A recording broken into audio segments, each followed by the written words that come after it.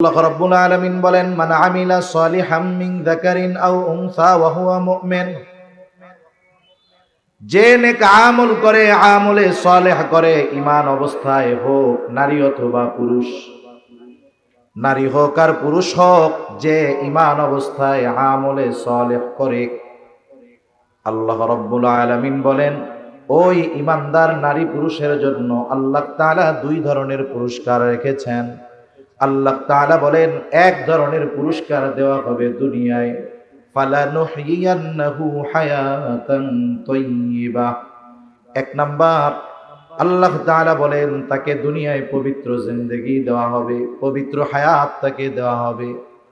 আর দুই নাম্বার পুরস্কার, দ্বিতীয় ধরনের পুরস্কার, আল্লাহ তাআলা বলেন ওয়ালা নাজজিয়ান্নাহুম আজরাহুম বিআহসানি মা কানু ইয়ামালুন। দ্বিতীয় ধরনের পুরস্কার তাকে দেওয়া হবে আখিরাতে। কি দেওয়া হবে? বলে দুনিয়ায় সে যা করছে তার চাইতে বহুগুণ বেশি প্রতিদান তাকে আখিরাতে দেওয়া হবে। তাহলে মুমিন মুমিনাত সে যদি আল্লাহ তাআলার সন্তুষ্টির জন্য ইবাদত করে তথা আমলে সালেহ করে, তাহলে দুই ধরনের পুরস্কার। প্রথম বিষয় হলো ঈমান তো থাকতে হবে, এটা মাস্ট বি। ঈমানবিহীন আল্লাহ তাআলার কাছে কোনো প্রকারের ইবাদত গ্রহণযোগ্য হবে না। যে কোনো ইবাদত আল্লাহ তাআলার কাছে কবুল করাতে হলে ঈমান লাগবেই লাগবে, এটার বিকল্প কোনো কিছু নাই। দুই নাম্বার, আল্লাহ তাআলা শুধু আমল বলেন নাই, বলেছেন আমলে সালেহ। শুধু আমল আর আমলে সালেহ এই দুইটার মধ্যে অবশ্যই পার্থক্য আছে। একটা মানুষ করলেই সেটা কাজ হয়, আমল হয়, কিন্তু যখন ওই কাজটা আল্লাহ তাআলার কাছে কবুল হয় তখন ওই কাজটা তথা ওই আমলটা আমলে সালেহ হয়। একজন নামাজ পড়ছে, সাউন্ড একটু বাড়াও।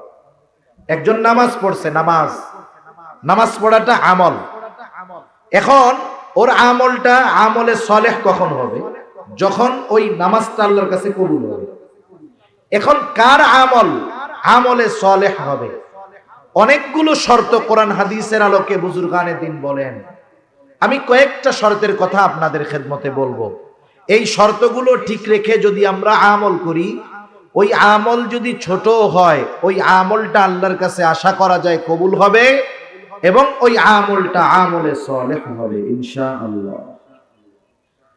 এক নম্বরে আমল কবুল হওয়ার জন্য তথা আমলে সালেহ হওয়ার জন্য এক নাম্বার যেটা দরকার সেটা হলো আল্লাহ তাআলার সন্তুষ্টি তথা ইখলাস দরকার। আমার সারা জিন্দেগির আমল, এটা যত আমল হোক, বড় হোক আর ছোট হোক, আমার সকল আমলগুলো একমাত্র আল্লাহ তাআলার উদ্দেশ্যেই করতে হবে। আল্লাহ তাআলা কোরআনুল কারীমের মধ্যে বলেন, ওয়ামা উমিরু ইল্লা লিয়াবুদুল্লাহা মুখলিসিনা লাহুদ্দীন। ইখলাসের সাথে যতক্ষণ না আমল হবে ততক্ষণ ওই আমল যত বড় হোক আল্লাহ তাআলার কাছে ওই আমলটা কবুল হবে না।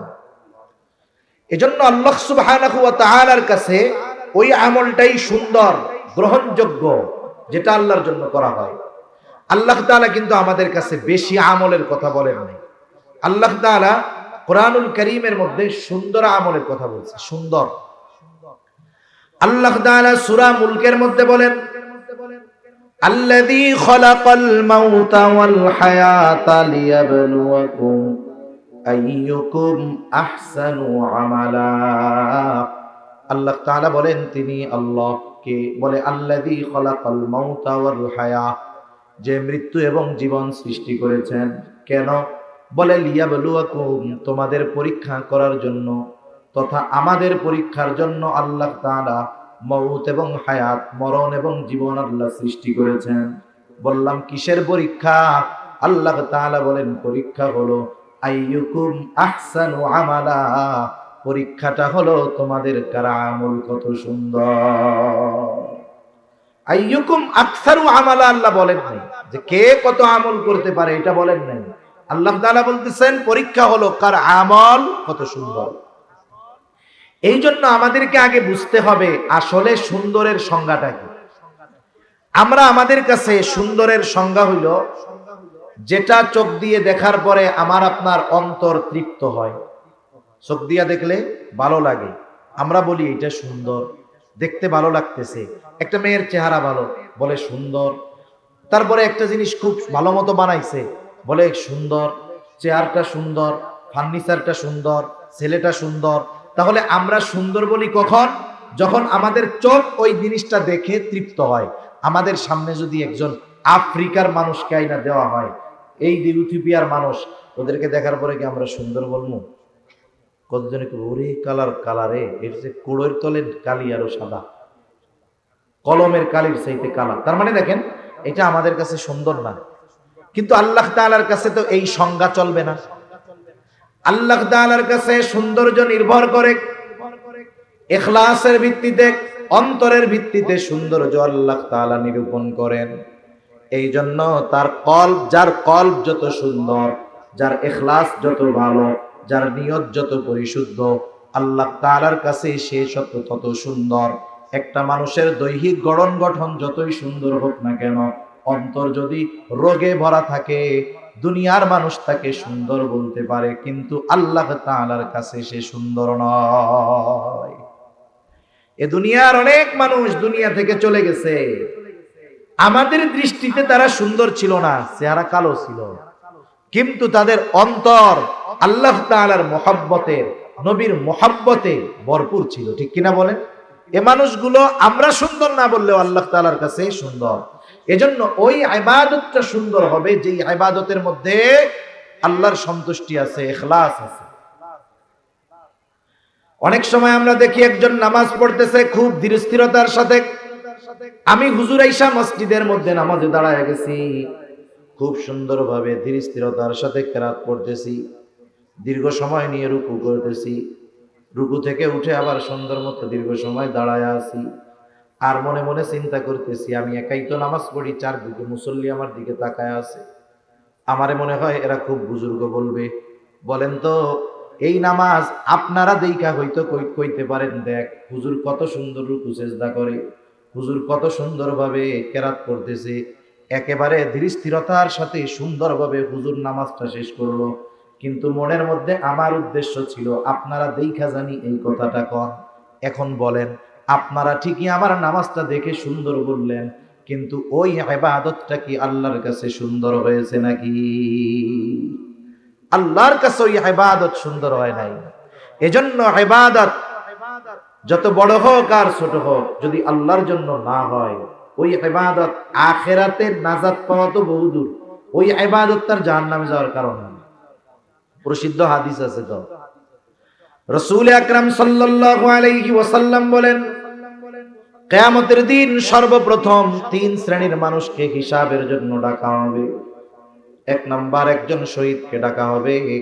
শহীদ রক্তাক্ত অবস্থায় আল্লাহর সামনে হাজির হয়ে যাবে। তোমার এই অবস্থা কেন? আল্লাহ তাআলা জিজ্ঞাসা করবে, বলে আল্লাহর জমিনে আল্লাহর দ্বীন প্রতিষ্ঠা করার জন্য কাফেরদের বিরুদ্ধে জিহাদ করে, লড়াই করে আমি আমার জীবন দিয়ে দিয়েছি। আল্লাহ তাআলা জিজ্ঞাসা করবেন, বুঝলাম এই জন্য লড়াই করছো, কিন্তু মূল উদ্দেশ্য কি ছিল, কার জন্য করছো? লোকটা এবার বলবে, আল্লাহ শুধুমাত্র আপনার সন্তুষ্টির জন্য জিহাদ করেছি।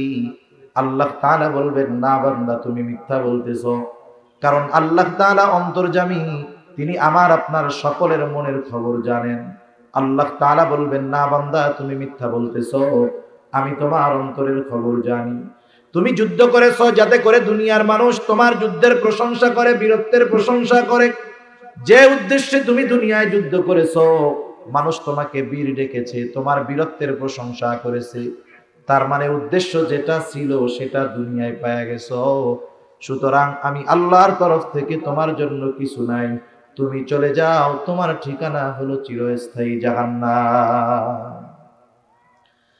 আরেকজন দানবীরকে ডাকা হবে, জিজ্ঞাসা করা হবে, আমি আল্লাহ তোমাকে এত সম্পদ দিলাম, সম্পদগুলা কোথায় ব্যয় করেছো? লোকটা বলবে, আল্লাহ ইলম অর্জন করেছে। যারা মাদ্রাসায় পড়ে এরা জানে মাদ্রাসায় পড়া কত কষ্টকর, খাবারের কষ্ট, থাকার কষ্ট, ঘুমের কষ্ট, এত পরিশ্রম করে ইলম অর্জন করার পরে আমরা যদি এই চিন্তা করি যে আমার এই ইলমটাকে আমি টাকা কামানোর মাধ্যম বানায় নিব, আমার ইলম দ্বারা আমি মানুষের প্রশংসা অর্জনের চেষ্টা করব, মানুষ আমার ইলমের প্রশংসা করবে, মানুষ আমার কণ্ঠের প্রশংসা করবে, মানুষ আমাকে মাথায় তুলে নাচবে, আমি যদি এই আশা করি, আমার এই ইলম আমার নাজাত তো বহুদূর, আমার জাহান্নামে যাওয়ার কারণ হয়ে যাবে। ঠিক কিনা বলে? কেন হবে? কারণ কি? একজন ইবাদত করে নাই, ও ইবাদত না করার কারণে শাস্তি পাবে, নাইলে আল্লাহ তাআলা যদি চায় ওরে মাফ করে দিবে যদি শিরিক না করে। কিন্তু একজন ব্যক্তি ইবাদত কইরাও কেন শাস্তি পাবে? বলেন তো, ইবাদতের একমাত্র হকদার কে? একটু জোরে বলেন না, কে? আল্লাহর হক ইবাদত করা। হাদিসের মধ্যে আসছে আল্লাহ তাআলার হক হইল কি? তার ইবাদত করা, তার সাথে কারো শরীক না করা। কেউ যদি শিরক করে তাহলে সবচাইতে বড় হক সে আল্লাহর নষ্ট করে।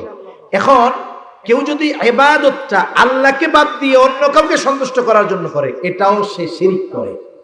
সে কি করে বলেন না? হক ছিল কার? আল্লাহর সন্তুষ্টির জন্য করা, ইবাদত করলো পাবলিকের সন্তুষ্টি লেগে। তাহলে দেখেন তো এখানে কি আল্লাহ তাআলার সাথে শিরক হলো কি হলো না? মাখলুককে ইবাদতের ক্ষেত্রে আল্লাহর সমকক্ষ দাঁড় করায় দেওয়ার মতো হয়ে গেল। এখন কি হবে? শিরিক যুক্ত আমল, এটা কি কবুল হবে? তাহলে প্রথমে আমল বাদ। প্রথমে কি বাদ? আমল বাদ। দ্বিতীয়ত আমলের হক ছিল কার? কিন্তু করছে মানুষের দেখানোর লাইগা, অপরাধ হইছে না, এই জন্য এখন শাস্তি হবে। একজন আমল না কইরা মাপ পাইয়া যাইতে পারে, আর একজন আমল করে ধরা খেয়ে যেতে পারে, যদি শুধু তার ওই আমল, তার ইবাদতের মধ্যে ইখলাস তথা আল্লাহর সন্তুষ্টি যদি না থাকে। সেজন্য আমার আপনার গোটা হায়াতের ছোট বড় সব ইবাদত একমাত্র কার জন্য করব? জবান খুলে বলেন, আরো জোরে বলেন, কার জন্য? আমার নামাজ, আমার রোজা, আমার হজ, আমার যাকাত, আমার কুরবানি, আমার দান সাদাকা সব আল্লাহ তাআলার জন্য করতে হবে। আমাদের অঞ্চলে কিছু মানুষ এমনও আছে, একজনে ডাকে হাজি আর একজনে ডাকে আলহাজ। এখন এর ব্যাখ্যা কি আমার জানা নেই। ইমাম সাহেব জিজ্ঞাসা করে, হুজুর ওনারে আলহাজ কয়, আমি হজ করছি, উনিও করছে, ওনারে আলহাজ কয়, আমারে হাজি কয় কেন? আলহাজ কইলে একটা ভাল লাগে, বুঝেন নাই? আলহাজ শব্দেরও তো একটা ভাবসাব আছে। এখন হুজুরে কি উত্তর দিবে? কয়, শুনেন উনি 3-4 বার করছে তো এই জন্য মনে হয় উনি আলহাজ। এখন উনিও কয়, আমার আল্লাহ টাকা পয়সা কম দিছে, আমিও আরো 3-4 বার করে আলহাজ হয়ে যাবো। আমি কই, তুমি আলহাজ হওয়ার জন্য যদি 100 বারও হজ করো, তোমার হজ কবুল হবে না। ঠিক কিনা বলেন? ওই হজ দিয়ে তুমি আলহাজ হইতে পারবা, কিন্তু আল্লাহর রাসূল সাল্লাল্লাহু আলাইহি ওয়াসাল্লাম হাদিসের মধ্যে হজের যেই ফজিলতের কথা বর্ণনা করেছেন, যে হজ করলো সে যেন কেমন যেন সদ্য ভূমিষ্ঠ নিষ্পাপ শিশুর মতো হয়ে গেল, ওই ফজিলত তো অর্জিত জীবনেও হবে না, বরং আলহাজ হওয়ার জন্য হজ করলে কিয়ামতে ওই হজ তার জাহান্নামে যাওয়ার কারণ হতে পারে। ঠিক কিনা বলেন? এজন্য আমরা ছোট বড় সব ইবাদত আল্লাহর জন্য করব। একজন বড় ইবাদত করতেছে, দেখেন অনেক সময় সমাজে আছে, অনেক জায়গায় দান করবে, একজনকে আমি 50,000 টাকা দিব, সে তো মানুষের সামনে খুব গর্বের সহকারে বলে, গর্বের সাথে বলে, আর একজন দিবে 50 টাকা। এখন 50,000-এর পরে আর একজন 50 টাকা বলতে লজ্জা পায়, লজ্জা লাগে না? কিন্তু দেখা যাবে যে 50 টাকা দিচ্ছে ও আল্লাহর জন্য দিচ্ছে, আর একজন 50,000 টাকা মানুষের বাহবা পাওয়ার জন্য দিচ্ছে। ও বেটা যদি 50 লাখও দিত, ওই বেটার 50 টাকা নয়, ওই ইখলাসওয়ালা লোকের 50 পয়সার সমান হবে না। ঠিক কিনা বলেন? এজন্য অনেক সময় আমরা মনে করি যে ছোট ইবাদত এগুলো কোনো ব্যাপার না, কিন্তু ছোট ইবাদত বড় বিপদ থেকে বাঁচার কারণ হতে পারে। এজন্য নবীজি বলেছেন, আয়েশা সিদ্দিকা রাদিয়াল্লাহু তাআলা আনহা থেকে বর্ণিত, যে আয়েশা, তুমি কখনো কোনো ইবাদতকে ছোট মনে করবা না, কোনো গুনাহকে ছোট মনে করবা না, কারণ হতে পারে ওই ছোট ইবাদতটা নাজাতের কারণ হতে পারে, আবার ওই ছোট গুনাহটার কারণে আল্লাহ শাস্তি দিতে পারে। ঠিক কিনা বলেন? প্রসিদ্ধ ঘটনা আমরা শুনি যে একজন দুশ্চরিত্রা মহিলা, সে একটা পিপাসিত কুকুরকে মুজার মধ্যে ভিজাইয়া পানি পান করানোর কারণে নাজাত পেয়ে গেছে, আল্লাহ তাকে মাফ করে দিয়েছে। আর একজন একটা বিড়ালকে বেঁধে রাখছে, খাবারও দেয় নাই, ছাড়েও নাই, এখন বিড়ালটা মারা গেছে। নবীজি বলেন এই কারণে আল্লাহ তাআলা তাকে শাস্তি দিবে। তাহলে আমাদের ছোটখাটো ইবাদত গুলো বড় বিপদ থেকে বাঁচার কারণ হতে পারে যদি আল্লাহ তাআলার সন্তুষ্টির জন্য করি। করা যাবে তো ইনশাআল্লাহ? তাহলে আমলে সালেহ হওয়ার জন্য এক নাম্বার যেই বিষয়টা দরকার সেটা হলো ইখলাস, নিয়তের বিশুদ্ধতা। যাই বলেন না কেন, আল্লাহর সন্তুষ্টি যাই বলেন না কেন, তাহলে 1 নাম্বার শর্ত হলো আমার আপনার ছোট বড় সকল ইবাদত আল্লাহ তাআলাকে দেখানোর জন্যই করব। দুনিয়ার মানুষকে দেখানোর জন্য ইবাদত করলে কবুল হয় না, পাপ হয়, শাস্তি পাওয়া লাগতে পারে। আর আল্লাহকে দেখানোর জন্য ইবাদত করলে ওই ইবাদত দ্বারা আখিরাতে নাজাত পাওয়ার কারণ হয়ে যেতে পারে। একই জিনিস, মানুষরে দেখাইলে পাপ, আল্লাহরে দেখানোর জন্য করলে সওয়াব। 2 নাম্বার, পৃথিবীতে এমন কোন ইবাদত নাই যেই ইবাদতের সুন্নাত পদ্ধতি নাই। রাসূলের তরিকা লাগবে 2 নম্বরে। 1 নম্বরে ইখলাস, 2 নম্বর রাসূল সাল্লাল্লাহু আলাইহি ওয়াসাল্লামের পদ্ধতি।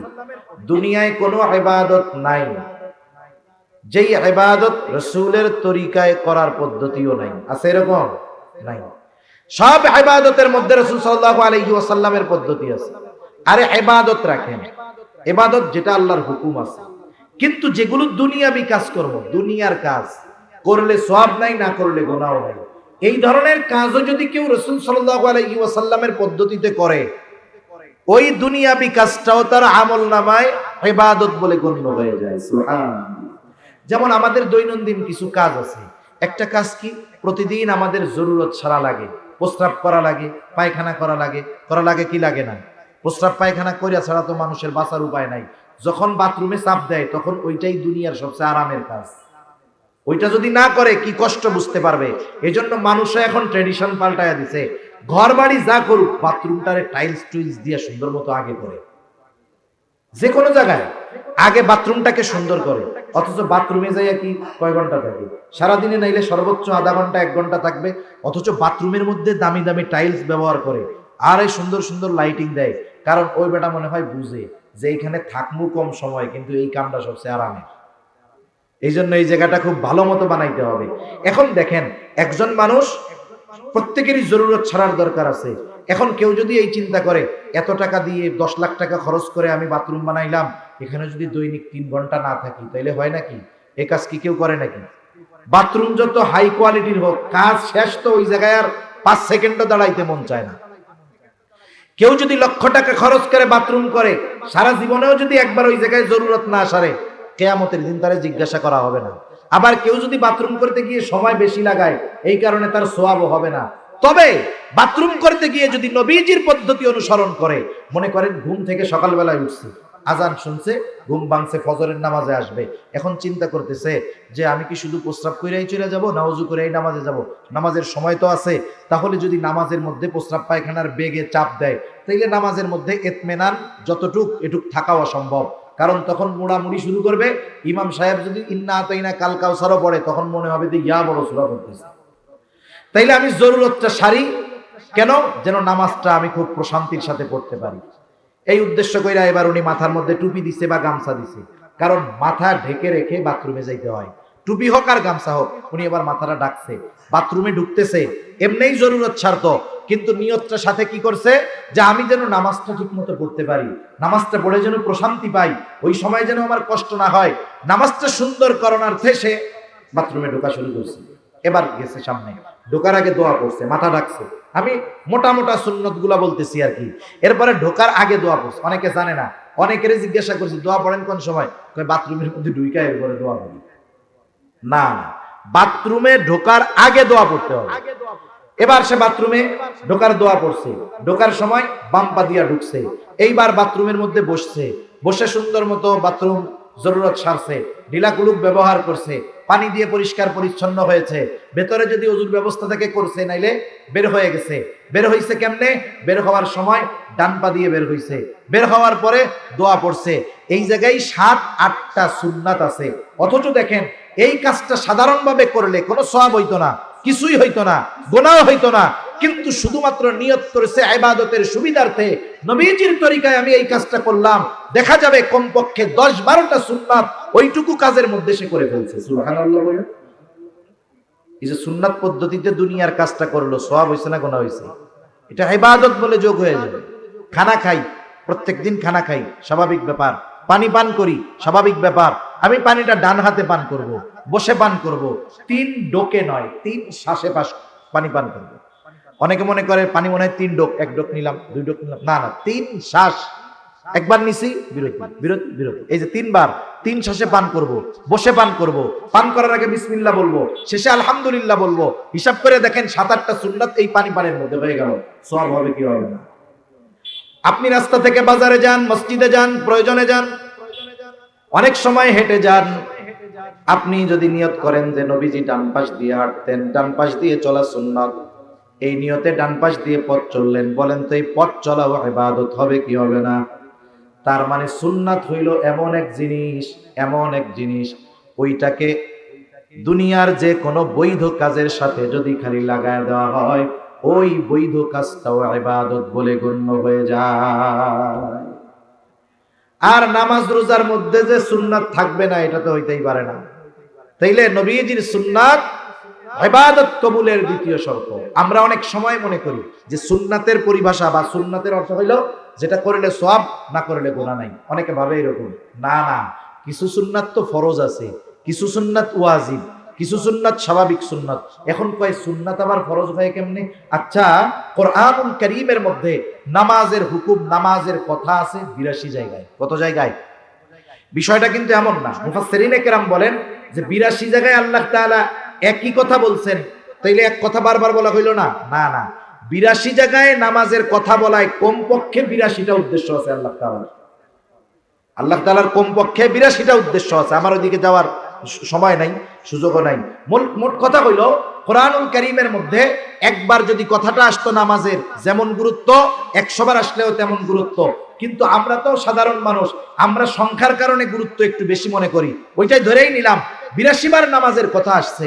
কিন্তু বলেন তো, দুনিয়ার কোন মুফাসসির সাহেবকে, আলেমকে নবীজির সুন্নাত বাদ দিয়ে, নবীজির হাদিস বাদ দিয়ে, শুধু কোরআন ধরায় দিয়ে যদি বলা হয় যে এক কাজ করো, আমরা ফজরের 2 রাকাত ফরজ নামাজ অথবা সুন্নাত নামাজ যেভাবে পড়ি, শুধুমাত্র কোরআন থেকে এটাকে বের করে দাও, কিয়ামত পর্যন্ত সম্ভব? জোরে বলেন, সম্ভব? তাহলে কোরআনে আল্লাহ তাআলা নামাজের আদেশ দিয়েছেন কোরআনে। এখন কেমনে নামাজ পড়বো, কোন পদ্ধতিতে পড়বো? নবীজি বলেন টেনশনের কোনো কারণ নাই।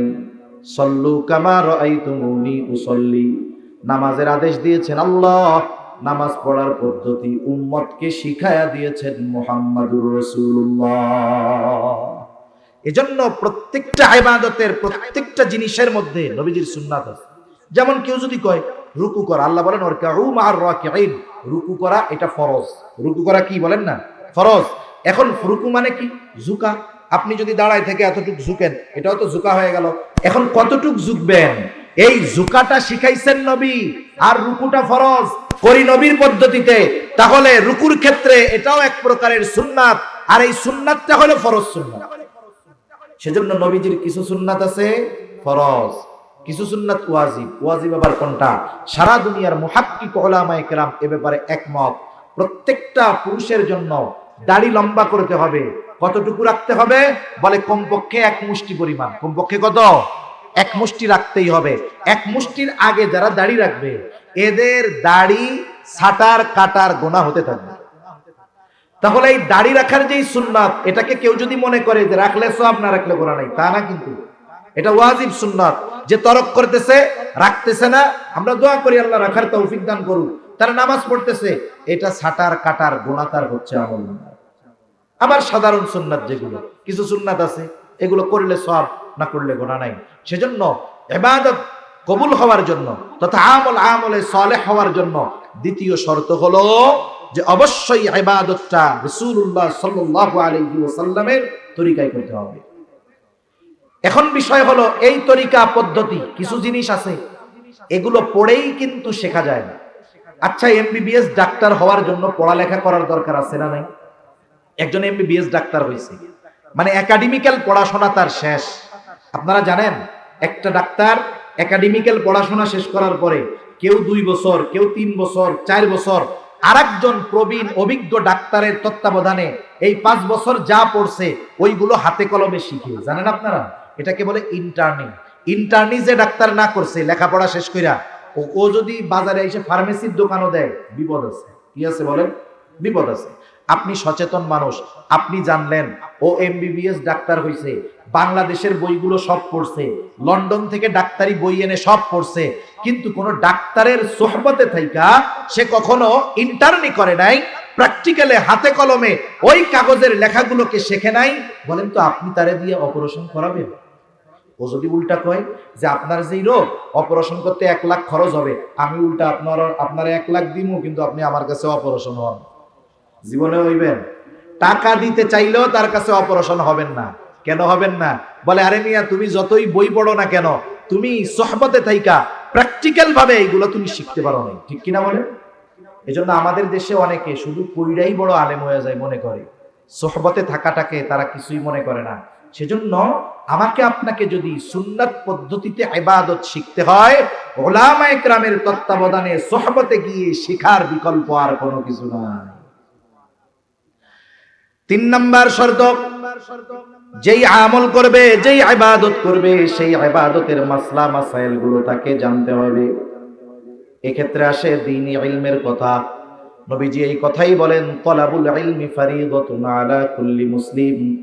দ্বীনি ইলম শিক্ষা করা প্রত্যেক মুসলমান নরনারীর উপরে ফরজ।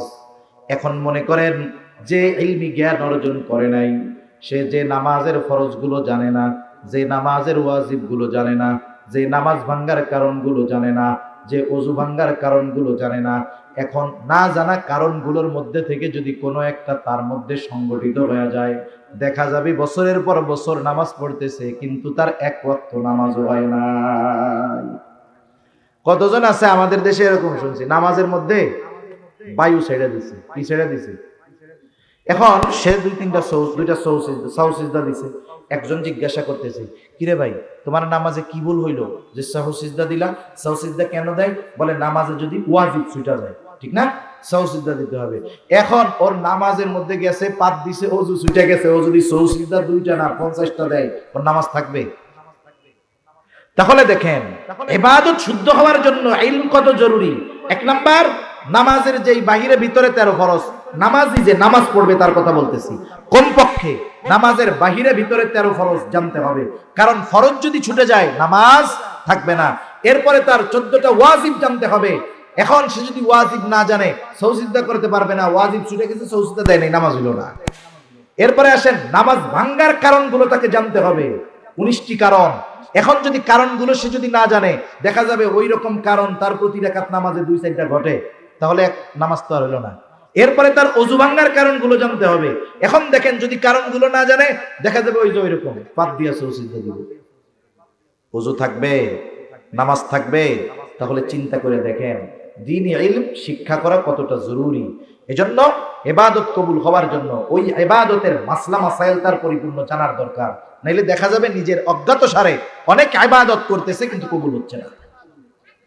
4 নাম্বার যেটা দরকার সেটা হলো তার খাবারটা হালাল খাবার হইতে হবে। তার খাবারটা হালাল খাবার হইতে হবে। এখানে 2টা জিনিস লক্ষণীয়। একটা হলো শুধু খাবার হালাল হলে হবে না, ওই খাবার কেনার টাকাটাও হালাল হতে হবে। আমাদের দেশের অনেক মানুষ আছে উপার্জনের ব্যাপারে কোনো চিন্তা ভাবনা নাই, যা মন চায় অমনি ধইরা গাপুস গুপুস খায়। কবিতা পড়ছেন না, পুঁটি মাছ পাই না, একটা যদি পাই অমনি ধইরা গাপুস গুপুস খাই। এই কিছু মানুষ আছে উপার্জনের সময় এটা হালাল না হারাম দেখবে না, গাপুস গুপুস ওইটা নিয়ে পকেটে জমাবে। পকেটের মধ্যে ঘুষের টাকা 30,000। এখন বাজারে আসছে, দেখে বিশাল বড় এক মহিষ জবাই হয়েছে।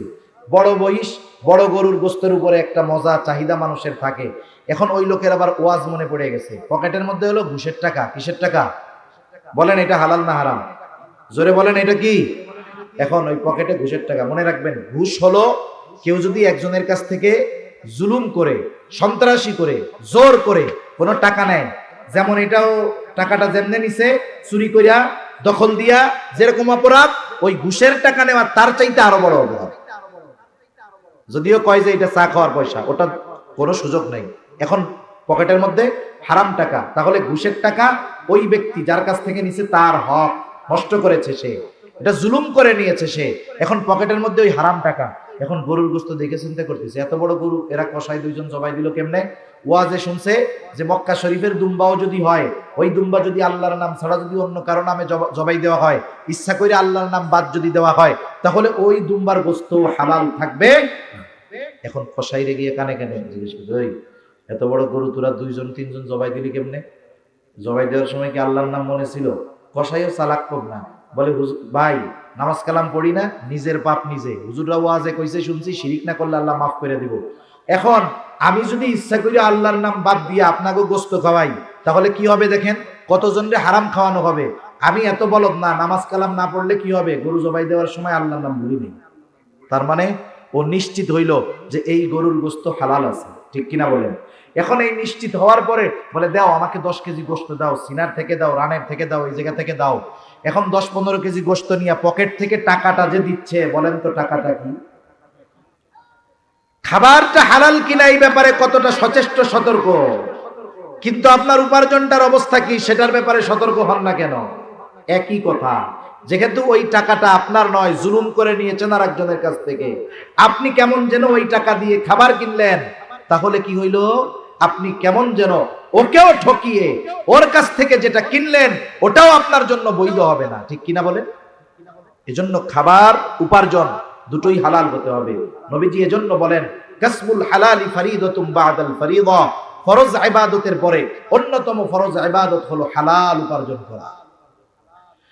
সাথে সাথে খাবারের ব্যাপারে সচেষ্ট থাকা, কারণ আল্লাহ রাব্বুল আলামিন প্রত্যেকটা রাসূলকে এই নির্দেশ দিয়েছেন। আল্লাহ তাআলা বলেন, ইয়া আইয়ুহার রাসূলু কুলু মিনাত তাইয়্যিবাতি ওয়া'মালু সলিহা। আল্লাহ তাআলা বলেন, হে রাসূলগণ, আপনারা পবিত্র খান আর আমলে সালেহ করেন।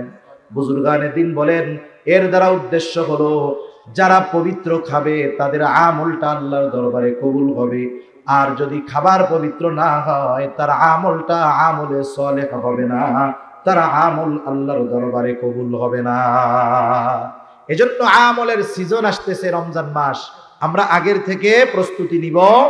এগুলো পরিশুদ্ধ করে যদি ইবাদত করি, অল্প যদি হয়, আল্লাহ তাআলা আমাদেরকে ওই ইবাদতের বিনিময় দিবেন 2 ধরনের। কয় ধরনের বলেন? একটু জোরে বলেন, কয় ধরনের? একটা হলো দুনিয়ায়। দুনিয়ায় কি দিবেন? বলে হায়াতান তয়্যিবা দিব। হায়াতান তয়্যিবার ব্যাখ্যা অনেক, সব মুফাসসিরিন কেরাম, সাহাবায়ে কেরাম, তাবেঈন, তাবে তাবেঈনের ব্যাখ্যাকে যদি একত্রিত করা হয় কয়েকটা শব্দের সমন্বয়ে, সুখময়, শান্তিময়, আনন্দময়, স্বাচ্ছন্দ্যময় এমন এক জীবন, যেই জীবনে সে ইবাদতের মজাও পাবে। বুঝেন নাই? সুখ থাকবে, সমৃদ্ধি থাকবে, শান্তি থাকবে, ইবাদতের মজা থাকবে, অমুখাপেক্ষী এক জীবন আল্লাহ তাআলা তাকে দান করবে। এটা হলো হায়াতুন তাইয়্যিবা। তাহলে দুনিয়ায় যার রিজিকের টেনশন নাই, দুনিয়ায় যে ইবাদতের মজা পাইলো, দুনিয়ায় যে গুনাহ থেকে বাঁচতে পারলো, দুনিয়ায় যে নেককার বিবি পাইলো, নেক সন্তান পাইলো, বলেন তো এর চাইতে উত্তম বিনিময় আর কিছু হতে পারে নাকি? আল্লাহ বলেন দুনিয়া ওইটা দিব, আর আখিরাতে কি বলে? ওয়ালা নাজজিয়ান্নাহুম আজরাহুম বিআহসানি মা কানু ইয়ামালুন। অবশ্যই অবশ্যই তারা যা করছে তার চাইতে বহুগুণ বাড়িয়ে আল্লাহ তাআলা প্রতিদান দিবে। আল্লাহ সুবহানাহু ওয়া তাআলা আমাদের সবাইকে এই শর্তগুলোকে